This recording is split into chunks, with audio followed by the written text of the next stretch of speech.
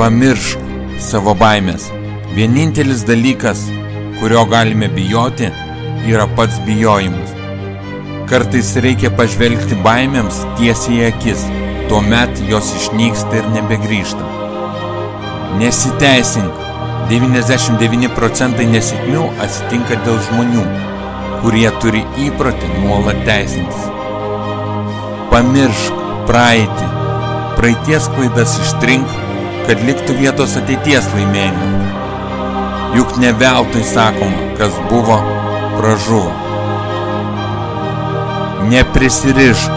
Išmintingai neprisiriša nei prie malonumų, nei prie daiktų, nei prie žmonių.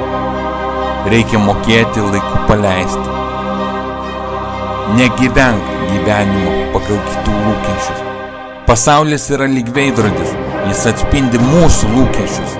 Gauname tai, ką matome mes, bet ne kiti.